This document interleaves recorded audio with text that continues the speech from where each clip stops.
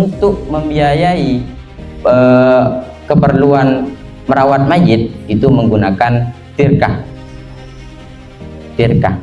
Apa tirkah? Tirkah itu adalah sesuatu yang ditinggalkan oleh mayit berupa harta atau lain semacamnya. Dan tirkah ini harta, sisa harta yang telah digunakan untuk membayar tanggungan-tanggungan mayit. Contoh, ini contoh tirkah.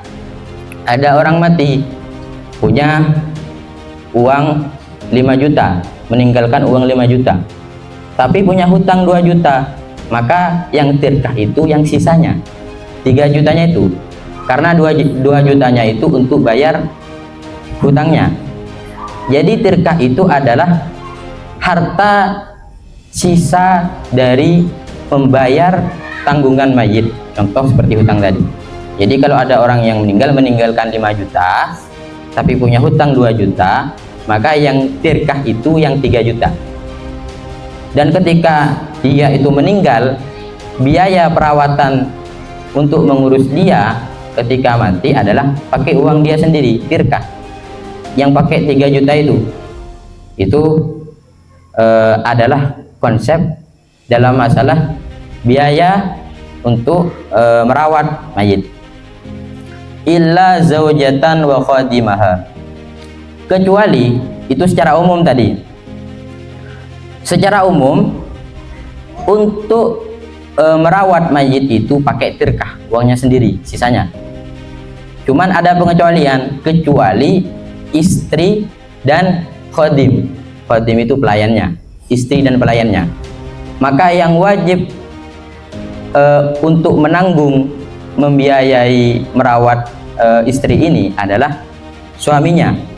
Fa'ala zaujin ghaniyin alaihi nafaqatuha. Jadi kalau untuk masalah istri, itu yang wajib untuk membiayai ketika dia meninggal adalah suaminya. Suaminya fa'ala zaujin ghaniyin, suami yang kaya. Maksudnya kaya ini cukup untuk membiayai perawatan untuk mengurus mayit, mengurus istrinya. Fa'ilam yakun lahu tirkatun fa'ala man alaihi nafaqatuhu min qaribin wa sayyidin. Gimana semisal dia nggak punya uang, mati nggak punya uang, maka yang wajib untuk membiayai adalah kerabat dari dia, kerabat dekat yang memiliki tanggungan untuk membiayai yang meninggal.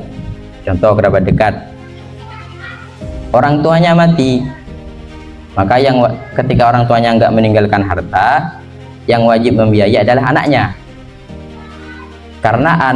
Karena ketika orang tua sudah tua dan tidak bisa untuk melaksanakan atau berusaha sendiri dalam mencari uang, maka ketika anaknya itu kaya, anaknya yang wajib untuk membiayai orang tuanya. Jadi kayak semisal semacam pembalasan, balas budi. Karena dulu orang tua saya menanggung saya, maka ketika orang tua saya sudah tua, saya yang wajib menanggung orang tua saya.